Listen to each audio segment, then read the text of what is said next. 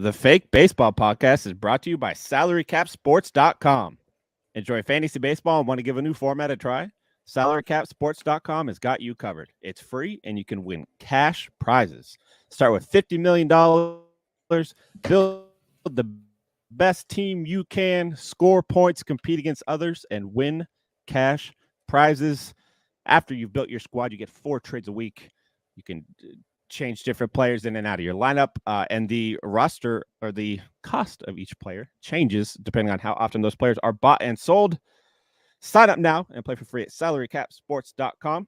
Don't miss your chance at those cash prizes. Welcome, everybody, to the 30th episode of the Fake Baseball Podcast. Does not feel like it has been 30. We're catching up to my age, not to put myself out there like that, but we're getting pretty damn close. It is Blake Meyer, as always, with my man Dylan Lydell. How you doing today, Dylan? I'm doing good, man. I'm doing good. Yeah, nothing much new to report other than we finally started the big boy thing this week. The Great Baseball Invitational. Fantasy Baseball Invitational, I beg your pardon. Yeah, how's the squad turning out? I'm not gonna lie. For me, the squad is incredible. The vibes are immaculate. The squad's immaculate. I'm doing something a little different. I'm going with or I should say, I went with a very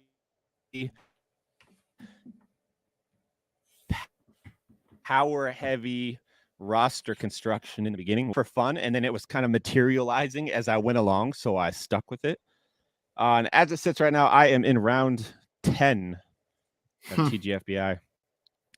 My draft went as follows: Aaron Judge in the first, Pete Alonso in the second, Adolis Garcia in the third, Framber Valdez in the fourth, Jesus Luzardo in the fifth.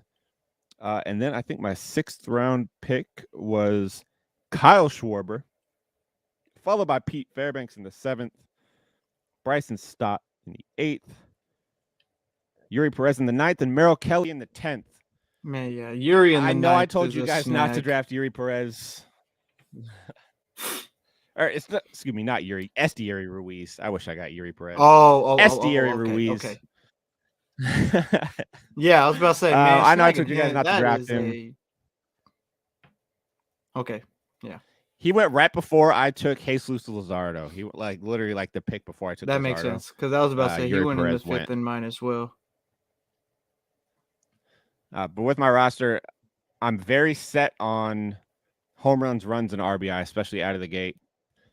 The thing that I needed to do, though, was get some stolen bases in there to balance it out slightly, and that's why I ended up going with Esteury Ruiz. I don't necessarily like him still this year. I get that the steals are elite. I do think you can find steals elsewhere, but if you go with a very power-focused roster construction like I did to start, getting somebody that does offer the elite steal numbers does then have more value in a league like that. So it made a little more sense, but I like my team so far. Curious to see where I go from here. Lead off bomb, didn't he, the other day? I think so. He's got a little pop. I know he didn't show it last year. He had 5 home runs last year, but yeah, in the minors he was hitting double-digit dingers. So it's there. It's hidden somewhere. It's just got to show itself. Yeah. How's your lineup looking? I wish we're flowing a little bit as fast as you guys are. We're just starting round 6. It's been fucking brutal. I ain't gonna lie to you. These guys just need to hurry up and have some urgency and some pace. It's whatever. Round 1, I went Juan Soto. We're talking about it the other day. My first 2 picks are actually the same way we did our mock draft. So grabbed Juan Soto in the first, Rafael Devers in the second. I decided to go Soto over Judge just because of the same reason we talked about. I sold myself on him just being a more reliable option, and I just wanted the security with the first pick. Devers, kind of another safe player. Can't lie to you. I was really torn. I didn't think I was, just as much shit as I've been talking about him all year so far. I was so close to picking Ellie. I really was. But at the end of the day, he still scares the shit out of me, and I couldn't do it. So I went Rafael Devers, put you up 280, give you 30, 35 bombs. Then went Bo Bichette in the third. Again, another high average guy. Should get you 20 plus bombs. I'm hoping for 25 at least out of him. We'll see. And then I got my ace, Tariq Skubal, in the fourth. This is a guy I really, really crossed my fingers for to get because starting pitchers are starting to fly. People were reaching. Some closers are starting to go. Bobby Miller, Freddie Peralta were guys that were picked over Skubal, which I was relieved by.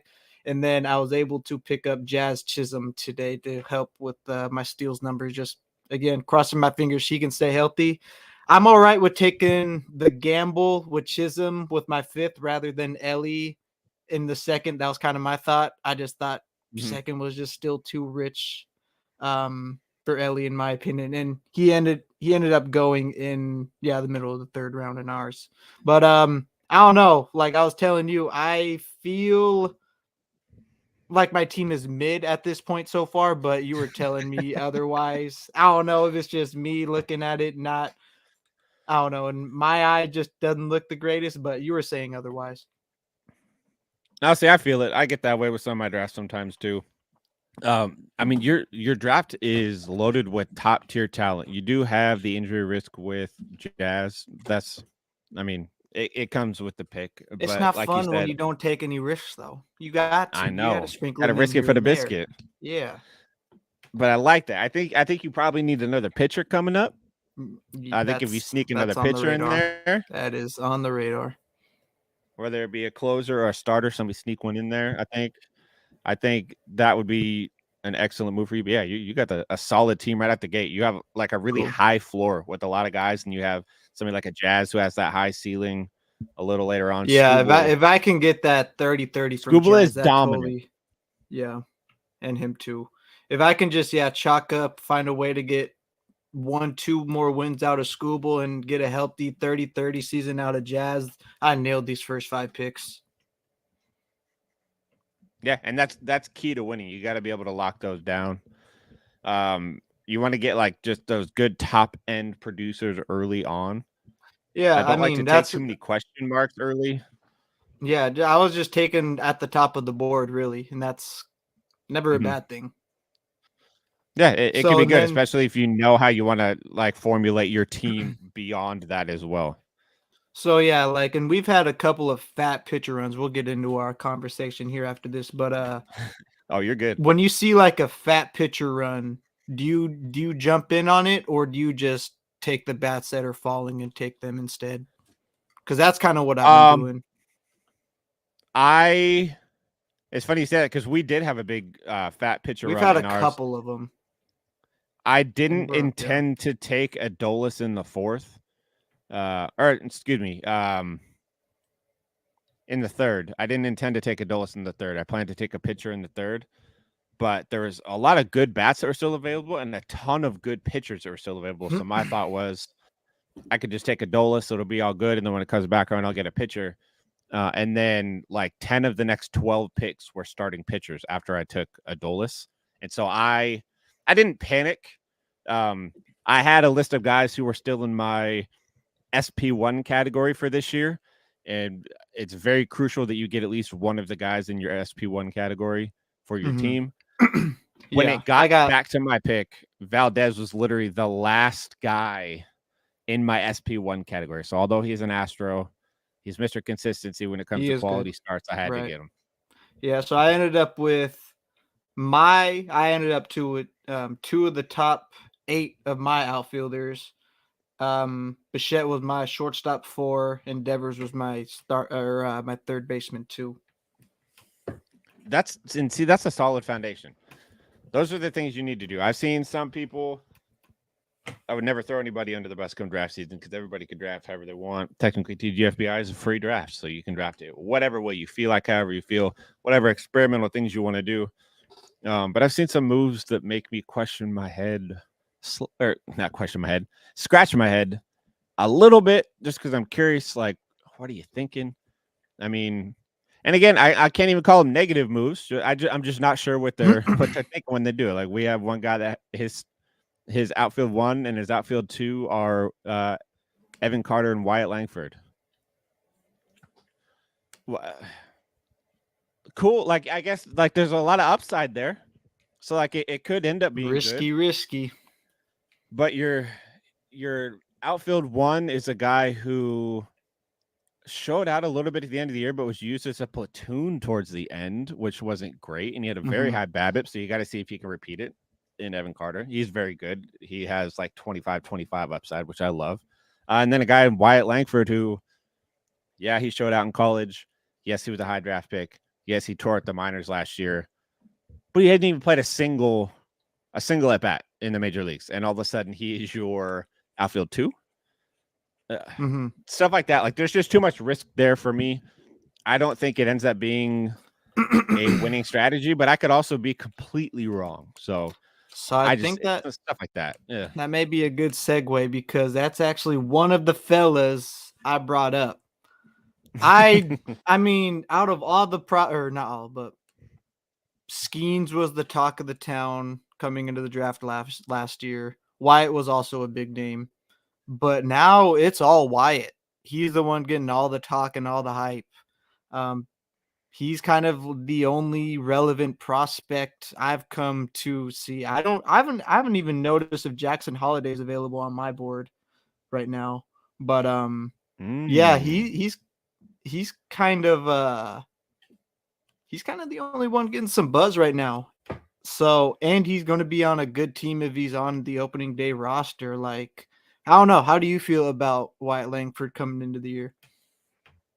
Now that I just, it was a good segue. Like, no, hey, that was a great segue. I don't overly dislike him. I dislike him as your outfield 1 or your outfield 2. Right. Well, yeah, as a breakout, you kind of want to have some insurance in front of it. Absolutely, and I mean he does have the upside. He's Evan Carter with a better hit tool, essentially. Like he could be somebody like that. Like there is upside there. There are things to like. I mean, he's got good speed, great hit tool. He's got a little pop in his bat too, which is nice. I think he needs to be like your outfield 3 or your outfield 4. But it also says a lot that he hit 10 home runs in like 42 minor league games last year. That's pretty fucking good. Hit a walk rate above 20%. In his final 17 games, he was walking at like 22%. He didn't hit below 330 at any level in the minor leagues last year. Again, he didn't play that many games at the minor league level, but he showed out and he stole 12 bases also. So ridiculous college numbers. He does a little bit of it all. Yeah. And he plays great defense. I think Mike Kurland, who runs MLB MLBlineups.com. MLB Game Day. I'm sorry, Mike. I had a brain fart. He projects lineups, and I'm pretty sure he has Langford batting 4th or 5th for this year with Evan Carter batting 4th. So it sounds like the Rangers really want him to bat in the middle of that lineup. They want him and Evan Carter to have a prominent spot in that order, I guess is the correct terminology. So I do like him with the upside. Great lineup, prominent spot in the order, never hurt anybody. And the upside's there. It's just a matter of can that translate at the majors? That's all we need to see. Can it translate? Because minors was awesome. He's just got to do it at the major leagues. And it's MLBplayingtime.com. Mike, don't kill me. I cannot believe I messed that up live on here. MLBplayingtime.com. Everybody go check it out. I literally go on there every single day to look up all of these different roster moves and stuff. Do you kind of feel like he's really the only one that's getting any buzz out of the big prospects right now? I'm not hearing much out of Skeens. I think so. Yeah, I haven't heard really much about Skeens. Like there's buzz about Holiday, but that's crazy. I can't find him on this board. Crazy as it should be. Skeens is pretty far down there, I think. Yeah, I'm trying to search Holiday. I can't find him. He might have been picked. I think he's coming up as being like one of the most recent guys available in my draft soon. So he's going about 10th round ish, unless somebody in your league just really reached for him, which could absolutely happen. Yeah, sorry, but yeah, Langford's a good breakout. I think he is getting more buzz than most. We'll have to see, like, continue monitoring it in spring training to see what he does. I think he has a 40% strikeout rate right now, but very minimal playing time. So small sample size. That's the smallest of small sample sizes. But yeah, I like it. I think there's value there. I like him as like if it's me, I like him as a fourth outfielder because he got a lot of upside if you can snag him as a fourth outfielder, which is very doable. Like for me, like going into round 10, I've got 4 outfielders on my squad already. Oh damn! Easily could have had Langford as my fourth outfielder. So there is a way to make that happen. Yeah, there you go. But for me, I think my first breakout, he's somebody that I was big on last season. If you guys followed my waiver wire articles for Fantasy Pros, I'm going to try and do those again this year. I'm going to sign up for those. We'll see if they let me do them again. I had a lot of fun with those. But Maikel Garcia was somebody that I loved all season. He has great speed. I think he stole 23 bases last year. Surprisingly, elite power, even though the home run numbers may not show it. He hit the ball hard. Damn. I think he had an average X velocity of like 91 miles an hour. His hard contact rate was like 50%. He just doesn't get lift on the ball. Very similar to like a 2022 Yandy Diaz. Somebody that just absolutely smokes the ball, but doesn't really get any lift on it with the swing that he has. So it keeps the power numbers down. And he can hit for good average too. And he's going fairly late in drafts. So he's the kind of person that you can get. He'll supplement you in steals. If he can figure out how to get a little lift on the ball, he has 15 plus home run power built in, which is cool. He has an ideal contact rate of like 40. I think it's like 41% or 42%, which is in the 87th percentile. So he does a lot of things right. And third base is a spot in your lineup that is very deep. There's a lot of good third basemen that you can sneak into your lineup. So if you're in a 12-team league, he would end up being like a later in the draft type pick. 10-team league, I'm probably going to pass on Maikel Garcia just because he is farther down there. But if you play in a league with like expanded rosters where you use like 2 utility spots or a corner infield spot, things like that, he becomes even more viable. TGFBI is a great example just because that's what we're in right now. You do use the middle and corner infield spots. Maikel Garcia fits perfectly in there. I'm probably going to draft him. If you were watching this, especially you, Yancey, because you seem to be everywhere. Man, we got the ops watching this. This is not the episode for y'all. This is not the episode for y'all. Y'all wait till after the draft's done. Just like I said yesterday with Estier Ruiz on Twitter, Yancey, if you heard me say this, no, you didn't. No, yeah. You guys have no recollection of this during the draft. No recollection, cheaters. We're going to hit you guys with the freaking Men in Black little. Give me a sec here. Afterwards. Go power outage. Light. That's right. Dylan's trying to hide from us. Yeah, Maikel Garcia. Keep an eye on him. That Royals lineup is actually going to be. I mean, don't let me fool you. It's not going to be like an incredible lineup by any means, but it's going to put up some runs. They got Vinny P coming back, who I absolutely love, especially in the points league. They got Bobby Witt Jr. They got Maikel Garcia. They got some dudes there. They got Salvi, MJ Melendez. If he could ever figure out how to make contact, could be a pretty good fucking fantasy asset. We all thought he was going to be coming into last season, and then he hit like 210, which sucked. But they got some dudes, and the thing is, when you have dudes, you can score runs, and when you can score runs, more of your players become fantasy relevant, and that is where somebody like Maikel Garcia comes into play. It's always my headphones or my mic. Never fails. Never fails. But Dylan, now that you're back, who is the next person that you have as a breakout for this coming season? I'm going to stay at third base. I'm going to go with Key Brian Hayes, sort of for the same reasons. They're similar players, but not to the quite the same extremes. Like I think Michael Garcia is a little bit more athletic. Mhm. I really think Brian Hayes might be a little bit more of a two-way player. I think he's a great defensive third baseman. Michael Garcia a little bit more pest on the bases. Not saying that Brian isn't, but he doesn't have the speed that Michael Garcia does. Mhm.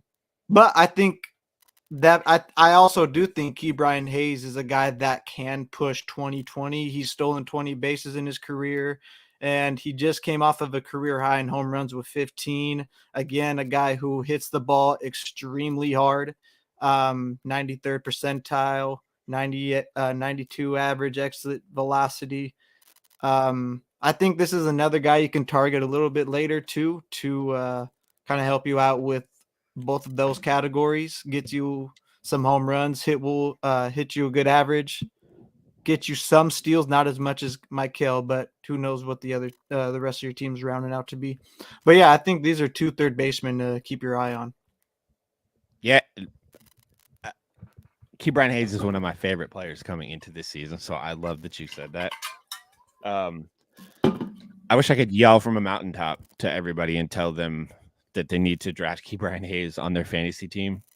Initially, when I was doing my research, it was kind of like in points leagues, you need Brian Hayes. But now it's just kind of expanded to you just need Brian Hayes. Like he can do a little bit of everything. I love the comp with Michael Garcia. I think Brian has a little more lift on the ball, so he can hit a few more Right. home That's what I runs. want to mention. He had the highest launch angle of his career last year at 13.2, led to Mm-hmm. the most home runs of his career. And he's been pissing on the ball so far this spring training, too, it looks like. Yep. He just did that grand slam the other day, and it was Mm-hmm. just so cool about it, rounding the bases. Like I don't care if it's spring training. A grand slam is a grand slam. You got Will Benson pimping bat flips when, when he hits a spring training home run in the fourth inning, See, and then you just got like that Brian Hayes alone hitting will a get you grand on my slam. team. That Yeah, alone. The yeah. rest can be forgiven.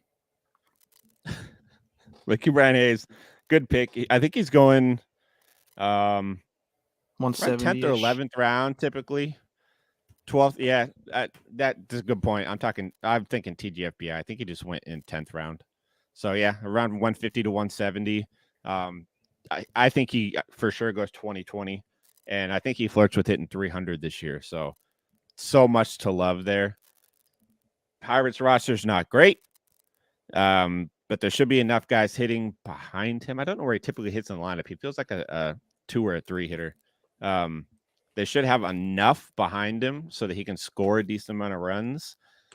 I think his RBI is probably capped at like 75, but that's okay for somebody in like the 150 to 170 range. You can get that and be okay with it when he brings you the average and the mid range stolen bases and home runs to it. That's a really good pick there. For me, my next guy would have to be. I might as well just go with the one I unintentionally mentioned. Will Benson is my next guy on my breakouts list for this year. Caveat with that being, I'm dying over here. Caveat with that being, I have to see how much he's going to play because that lineup is so loaded that you just don't Yeah, really know who's going to play it's and how deep. often.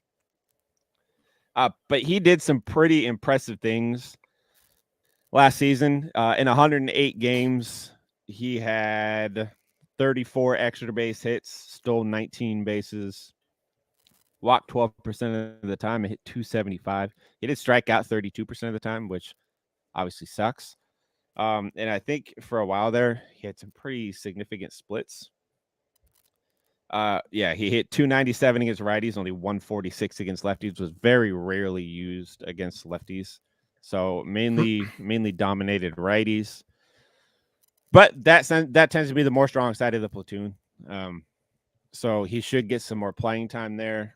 If he can sneak in, 400 at bats this next year, he becomes somebody that 400 at bats could make him a 15 home run, 25 stolen base guy. And he's going like pick 200, just off the top of my head. So getting guys like that later in the draft can be They're tough to find. flyers. Yeah. I And would love he's a to really take a good flyer to flyer take, on another 2020. Hence, he gets in especially enough. one that plays at Great American Ballpark. 88 percentile in speed too at 6'5", 230. Big boy's Chuck, and he's moving. He does, dude, and he is electric when he hits the shit out of the ball. Just There you go. absolutely electric. One of the best bat flips of the season last Yeah. year.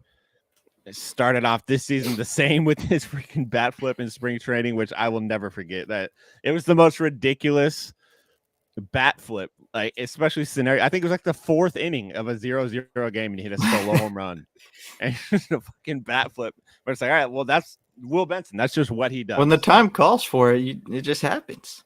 That's it. You fire your team up. Yeah. I do Another have bat flip boy. Or okay, I'm sorry. Ooh. Go ahead.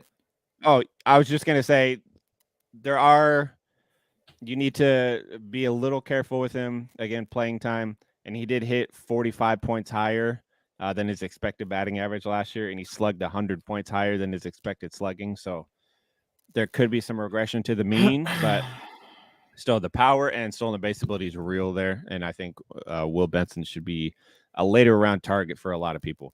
Yeah.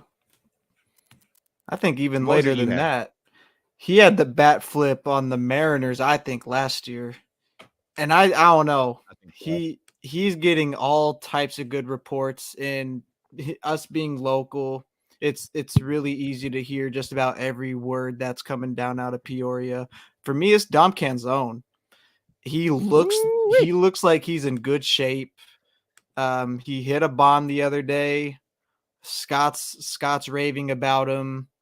They think he could be taking the next step this year. And this is a guy you can find well beyond later than Will Benson.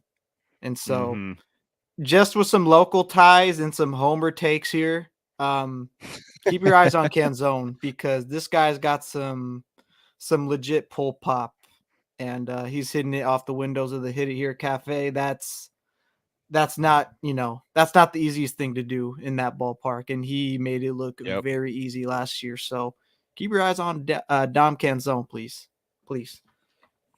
2 for 4 this spring with a double and a home run, 4 ribbies. Love to see it. I was hesitant on Canzone coming into this year only because I needed to see. Let's see. Your boy I needed to see where they were gonna, or how often they were gonna use him, because he felt like the 5th outfielder, which is not great in Seattle. But the more we get into spring training, and the more we hear, the more it seems like Canzone might actually be that strong side platoon with Mitch Haniger. Haniger is going to be the righty to face the lefties, and Don Canzone is going to be the lefty that annihilates the righties. And with as much as Scott Service likes to tinker with the fucking lineup, which will always be the bane of my existence, I think he does find a way to get Canzone in there enough to get like the 400 at bats, which would be needed in my eyes for him to find some fantasy relevance. I think he does find his way into 400. Does he take? I mean, so you got Julio in center, obviously. That's going to be a platoon. Then you got Luke Raley in left field, right? Yeah. Exciting. I would love to see Canzone just take over that spot. That's what I want. That's what I want to see have happen, because he's not the greatest defender, but he has a glove and can run and catch baseballs if they're hit to him. I mean, I don't know. I would really love to see him take that left field spot more than anything else. I think he'll for sure play there some this year, because they seem pretty set on Raley is going to get swapped between outfield and first. They want him to back up Ty France and kind of help Ty get some days off. And I can't imagine them putting Swaggerty out there and letting Canzone sit on the bench. So Canzone would probably be the one. He was a first baseman in the minors for Arizona. I thought emergency he played a game with us there last year too, but I could be wrong. He may have. Yeah. He has the ability to do it. Luke Raley's kind of the same way. Raley has the ability to do it. Yeah, no first Nothing base I'm last too year. interested. Okay. Yeah, nothing I'm really too interested in seeing. Yeah. Okay. Same here. What up, Ariel? I just saw your DM pop up on my Twitter. I will open that and get back to you as soon as we are done with this. But as far as breakouts are concerned, I think probably my last breakout for this year. It's going to be an interesting one. Take it if you want it, leave it if you don't. Jake Rogers, the catcher for the Detroit Tigers. I mentioned it to Dylan before the episode, and he pointed out to me that I seem to have an infatuation with Detroit Tigers It's hitters just an this year. observation. You like a lot of them. I'm gonna be honest, I really do. Like, I love Kerry Carpenter, I love Spencer Torkelson, I love Riley Green, I love Parker Meadows. I think we talked about him on the last episode, and now Jake Rogers is getting some love Torkelson's the from me. one I'm a little iffy on. I I'm not like there him with just him yet. because he was a top prospect guy that was known for his power. I'm not huge on top prospects that are known for their power because power doesn't always translate from the minors to the major leagues. But he found his power swing last year. He leaned into the pole hitting fly balls, and I think he hit 30 last year. Okay, you did get to Fucking 31. tank. So Okay. he's got the ability. Not Jake a Rogers, on huge the other breakout hand, number.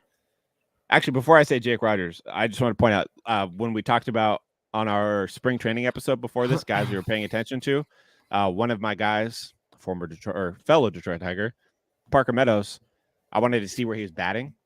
He's been hitting leadoff in spring training so far. So that was what I wanted to see. Parker Meadows hitting leadoff becomes a very, very, very viable fantasy asset that I don't think enough people are paying attention to. He would also be in this breakout episode if I didn't literally just talk about him. But Jake Rogers is a breakout for me as in 2 catcher leagues. I want to put that caveat out there. 2 catcher leagues. He hit 21 home runs in only 107 games last year, which you love to see. Yeah, that's so he didn't play in 2020 or 22. He's a freaking he's an opposite year guy. Yeah, what is that? It's kind of like Chris Davis for the Orioles, who sucked every other year. Huh. He just decides to take him off so he can't suck every year. Was he just in the minors? Well, I mean, COVID year, and then 22, was he in the minors? He might have been hurt. I'm gonna be completely honest. I am not positive. But it looks like, he might have been hurt because he didn't play in the minors then either. Interesting. But he's going very late in drafts if he's ever even getting drafted at all. I like somebody that can hit 20 plus home runs in 100 or fewer games. That's always a sign of some really, really, really good power. He strikes out a lot. He doesn't offer you a ton in terms of batting average. He's mainly just a power guy. But if you're in a 2 catcher league and you want to sneak in a second catcher that can hit you a good amount of dingers that doesn't really have any other competition at the position, Jake Rogers is a good guy to just pick and slide in, deal with the shitty games because they're going to happen, but then get excited when he has those 2 for 4 with 2-3 run home run games, because then you'll love it. I'm on what you got deck. for me, Dill? Holy shit. I'm just on deck, but one of the guys I had in my queue did get snagged, and it made my stomach drop a little bit, but not the top guy. It was my second guy though. Last guy I got is Michael King, former Yankee, now Padre. I think this is a great move for him. He's looking to get full starting pitching innings. He was kind of a tweener with New York, starting pitching in some relief time too, but doesn't give up a lot of hard contacts, gets his strikeouts, and not to mention he's going to be playing in one of the most pitcher-friendly ballparks now too. I'm just interested to see what he can do. Career high in innings last year, strikeouts, had a 2.75 ERA. That's money. I think there's some upside here. He's going a little bit later. I think you could snag him to be your, I don't know, depends if you want offense a lot. 3rd starter maybe, but 4th starter I think would be a great pickup. I agree. I almost took him as my 3rd starter. in TGFBI. I think he went right before I could. Yeah. So I ended up taking Merrill Kelly, but he was on my radar. I really like him this year. I do love that move to San Diego. I liked the strikeout ability he showed when they turned him into a starter last year at the end of the season in New York. Putting up big strikeout numbers that I don't think many people expected. He gets so much run on his fastball, Yeah. He's got a lot which of jump. helps. It's got 17 and a half inches of arm side break on his fastball. Just crazy. If he can get that thing elevated, or I shouldn't even say his fastball, it's a sinker, but same difference. His fastball is great too. He's got a sweeper, which was kind of the fad last year. Everybody adding a sweeper. Some guys did it well. Some guys didn't do it very well. Somebody like a Hayden Wesneski came in with the sweeper that you hoped was gonna freaking light up the division, and everybody lit up Hayden Wesneski. But Michael King found a way to be dominant with it. So I like Michael King. I think we get more of the, how do I put it? I don't think he puts up the same strikeout numbers he put up in New York. I think that might be a bit ambitious. I think he still puts up good strikeout numbers. I think he's got potential for a sub 3 ERA and a Hey, 1-1 as a starter, whip, which as a starter, that's you'll fucking take great. you'll take under a 3. Yeah, you'll take under a 3 any day now. Yeah, it's a great fantasy asset that's probably not going to blow you away when you draft him, but you're going to get to June in the season and he's going to be It's gonna be a solid 9 piece and to have, I 2. think. Yeah, Like 9 and he's 2 gonna with a fill that 25. third, fourth role just fine. Yeah, that's a great breakout pick for this year, because especially if he can build off of what he did last year. And speaking of building off of success, I want to take a second to thank you guys that watch and listen to this for helping us reach the top. What did we max at? I think we maxed out at number 60 You said, I on think he's the top fantasy 60. sports podcast charts. Yep, top 60 in the US, and then we reached number 44 in Canada for the fantasy sports Apple Podcast top 100. You guys are incredible. Cannot thank you enough for tuning in and helping us find these levels of success, especially, I mean, we're 30 episodes in, but we ain't even come live to you guys in season yet, and you guys are already showing us this much love. So if you are listening to this and you do like what you hear, if you could please just leave us a 5-star rating and review on Apple Podcasts, that would be huge. If you can leave us a 5-star review on Spotify, that would be huge. Hit that subscribe button on YouTube would also be huge. And if you're watching this on Twitter, I know I said last time that when the season starts, we're going to be switching strictly to YouTube. I switched it up a little bit on y'all. I want to keep everybody in the loop. When the season starts, we're no longer going to be going live on Twitter. We are going to be switching from going live on Twitter to going live on Twitch. We will be going live on Twitch, YouTube, and Facebook all at the same time. Twitch and YouTube are both at Fake Baseball Pod. Super easy to find. Facebook, just search the Fake Baseball Podcast. You'll find us. We are there. Same logo. That will happen in season, but for now, we're still going to continue to go live on Twitter. So shout out to all you guys that listen on Twitter and watch on Twitter. Our views on there are going up and up too, which is pretty cool. And I also wanted to take a second to say it was an honor to be nominated for 2023 Fantasy Baseball Writer of the Year by the Fantasy Sports Writers Association. I did not win, but it was an absolute honor. Shout out Corbin Young from Baseball HQ for taking it home. He is such an incredible writer, such a nice person. Me and him have talked quite a bit. He's actually from the Pacific Northwest. He's from up north, like by Bellingham, if I remember. Not to dox him, but at least the trophy came home. It came to the best part of the country. So shout out you, Corbin. Very deserving. I'm coming for the title in 2024. Just you guys wait. But Hell yeah, Blake. I have a lot of freaking news and notes at the end of the episode. Also, if you guys didn't see the tweet or you don't check us out on Twitter or any of that, you don't follow any of that, perfectly fine. We have a new streaming schedule starting next week. I do have 3 kids. My 3 kids have decided they would like to play sports. I'm here for it. 2 of them have soccer practice on Tuesdays and Thursdays now, literally at the exact time that we record every Tuesday and Thursday. So after this week, our episodes will be recorded every Monday and Wednesday moving forward, at least until soccer's over. So yeah, that's all the updates. Appreciate you guys sticking around for this. I apologize for being so wordy at the end. Follow us on all socials. Download the new episodes when they come out. Subscribe on YouTube. Do all the cool stuff. We really like doing this for you guys, and we will catch you guys in a couple of days.